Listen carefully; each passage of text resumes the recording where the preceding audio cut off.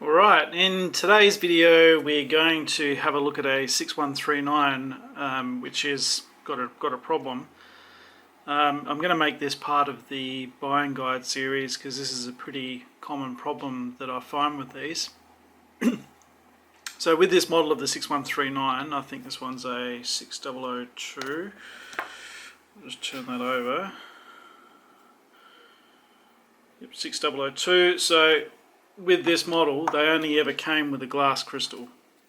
So the part number for the crystal is 330W18GN, and then they have a 00 after it, which is meant to be a sequence number, but we've never really figured out the meaning of it.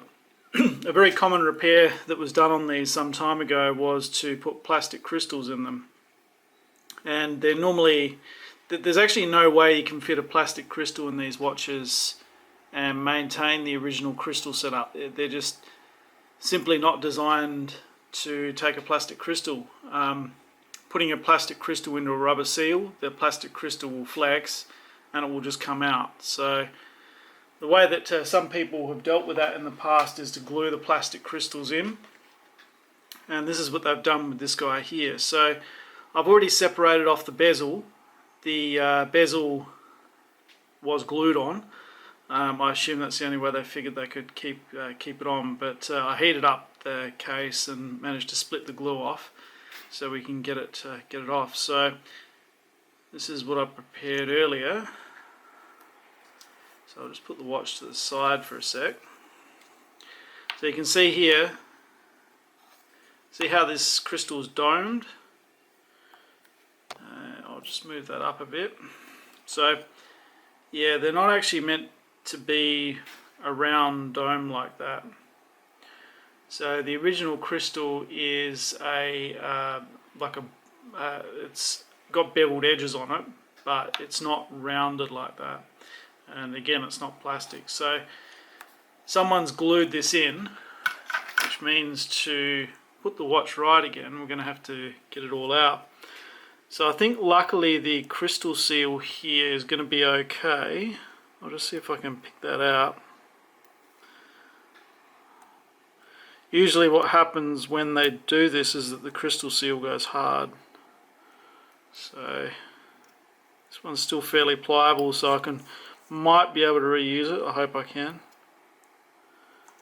And I'll just try to get that removed because this has been glued on, but normally you can remove glue from rubber pretty easily. Now there's no way this was going to have any water resistance whatsoever. There we go. And now we've got a plastic crystal that's glued into the bezel. Let's see if I can push it out.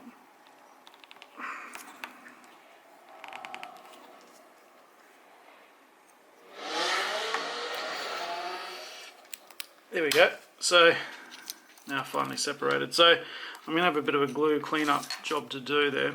You can see the glue on the side of that crappy crystal there, and on the inside of the bevel as well. Bezel, you might be able to see it.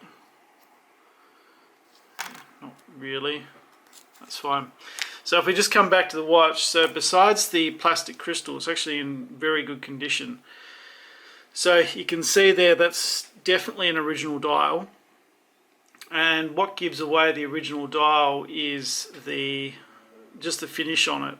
So if I just compare that good example with one of the aftermarket dials, so that's an aftermarket dial right there. Now if you look really closely at the aftermarket dial, you'll see that it's got a different finish on the sub-dial. That's the main giveaway with these, is they've got a concentric circle type pattern on the sub-dial. There's a few other issues with it as well. These are actually thicker than the original dial, so you can't use the original minute counter hand on them, which is a real problem. You have to use an aftermarket one because the tube just isn't long enough. And the loom is not great and doesn't look good either. And also the SEIKO logo is not correct. It looks very close, but the problem with it is that when you look up close, the edges on the lettering are all rounded and it just doesn't look right. So, I mean, if you've got a really bad dial, maybe this is a good way to go.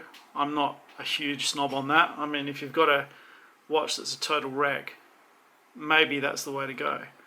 But yeah, otherwise they're just not great. So we'll just put that one aside again, and then we'll just come back to the original. So actually I might just bring that back. So if we just look at the subdials there, so fake dial has concentric circle pattern on the subdial, real dial doesn't. And I don't know if you can pick up the height difference there in the dial. Might be a little bit hard to tell. So just coming back to the original dial here, so that's in excellent condition. So these range in colour from an orangey type colour to a lemon yellow, and generally the ones that look the best in my opinion are the nearly, well, yellow, lemon yellow ones. I think they're the best looking. Now with the yellow dial, they always came with blood red hands. The blue dials, they're not black, they're actually midnight blue. They come with tomato red hands. So they're just a very slight tinge of orange to the red. And the reason they did that was if you put them on this dial, you can actually hardly see what's going on. So the blood red against the yellow just gives it a lot more contrast, and the tomato red, or the very slightly orange red against the blue, is a better contrast for that dial, because these blood red hands are actually quite hard to read on the blue dial. And that's the reason why they used the two different shades. Also on this one we've got an original indicator ring, and it's in good condition. So generally the yellow ones fade to white, and once they've gone white there's not really much you can do to revive them or bring them back. Some of the aftermarket ones, I've actually got one here installed into a case. They're actually they're a funny shade of orange. So if we just compare that, it's a fair way off. It's several shades off from the original colour. So that might work okay with one of the more orange aftermarket dials, but I think with an original yellow dial it would look quite poor. So I try to advise everyone with these, rather than getting a bad one and then trying to find all the parts to make it good, spend the extra money to get a good one in the first place. And the reason being is that once you've added up the amount of money that you're going to spend on trying to source parts and the additional hassle and whatnot of trying to find the parts, it usually ends up being more than just buying a good example in the first place. So say we were to do just a really back of the envelope cost analysis of this. If we were to look at trying to find an original dial, you could pay anywhere up to $250 Australian, which works out to about 200 US for something like that. The indicator rings, normally they're about 150 US, which is about 180 or 200 or so Australian. The hands, there's actually some of the aftermarket hands for the hour and minute hand are quite good and are a very good representation of the original hand. They're still not cheap though, so you're looking, I think, about 45 Australian, which is roughly 35 or something US. The other thing with these as well that everyone tends to overlook is actually the sweep hands. So, or the sweep hand. So that's this guy here.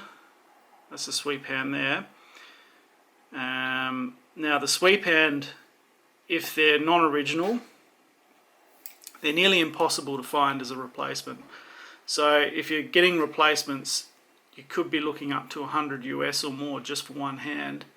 And not only that, the aftermarket versions of those hands are actually quite poor. They always split apart because they're just not made as robust as the original. So yeah, it really just pays. Like if you know, we're looking at adding that up, I mean, you could be looking up to 500 US in parts. That's even before you've done any service or anything, just to put the watch right. And then when you start to get ones of funny crystals and things like that, then you've got even more of a problem. Reason being that there could be parts missing, the watch could be full of glue. Also, there's no water resistance with those crystals. So yeah, you could be looking at movement parts as well. Most of the movement parts are fairly easy to find, but if the center wheel's damaged, then basically all bets are off. So on these dials, pretty much all of them have some amount of discoloration around the subdial. The reason that is because of the paint process that was used to create them. So initially they were a brass disc, and then they're silvered with a light layer of silver, and then they have a clear lacquer, well in the case of the yellow ones, they have a clear lacquer sprayed over that silver. So not a clear, a semi-clear yellow lacquer sprayed over that silvering, and then a clear lacquer sprayed over the top. So what happens is where you get thin parts of paint, a little bit of moisture gets in there, or even UV, and just discolors the silver layer underneath, and that's what causes the dials to change color a bit. If we just bring in a really bad dial here, I mean this one's never going to be a nice watch again, however we can use it to just show how the dial's made. And let me just grab a scalpel. I reckon I'd be the only channel on the internet that would be cutting up a 6139 dial. So this one's already had a few parts salvaged off it. I've already taken the date window off it for another repair, and it's lost its SEIKO logo, which I use for another repair. The only thing it's really got left on it that I could pinch off of it is the indices, and very rarely get any of those missing. So let's cut into the dial. So if we just shave it off a bit there. So we're just shaving off right now the clear lacquer and the semi-translucent yellow. So you can see, so that's the top layer of the paint, or the top two layers of the paint actually that we're taking off. And under there you'll see silver. So that's actual silver, which is why they go black, because when silver oxidizes it goes black.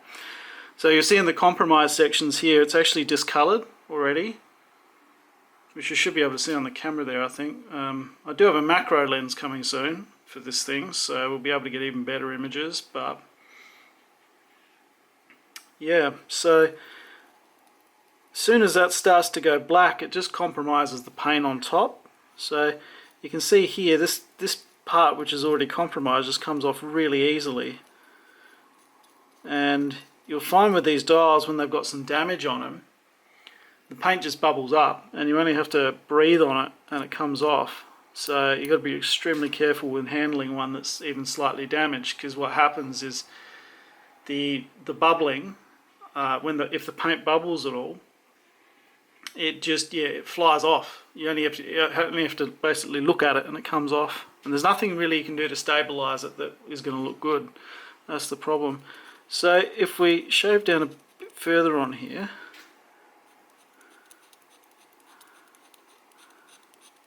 see if we can get down to the bottom.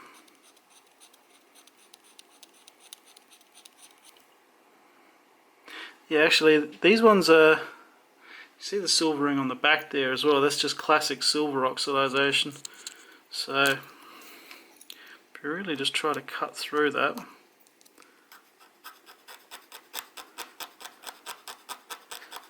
there we go. You can actually,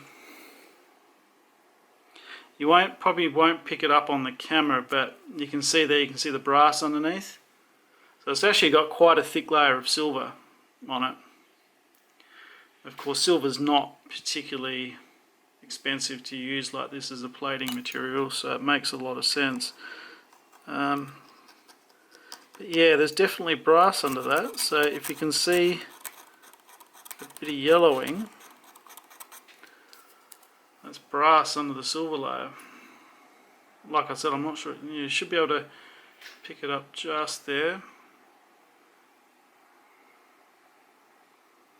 So yeah, when these are made, these are just stamped out with all the holes and stuff in them, and then they silver them, and then spray the lacquer layers over, and then they just drop these indices on. So if you look at the back there, you can see the holes where the indices are. So they would have originally been dropped on by a robot, and on this one they're either spot welded or they're glued on, and in this case I think, yeah, I can't really see from here because it's not quite close enough, but it looks like they've used some sort of chemical bonding process or spot welding. But yeah, I couldn't really tell unless I got it under a loupe. So yeah, there you go, that's how these dials are made. I'm going to do a few more videos in this 6139 buying guide series. So I'm going to try and do 1 or 2 a week. I've got this big box of parts here, which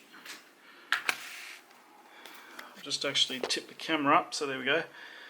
So there's a whole bunch of stuff in there to go through, and I guess I'll just sort of pull them out bit by bit, and we'll go through what looks good and what sucks, and yeah, hopefully it'll give everyone a bit better idea of how to buy these things and what not to buy and what to buy. These are one of my more popular videos, so this and the Japanese import stuff.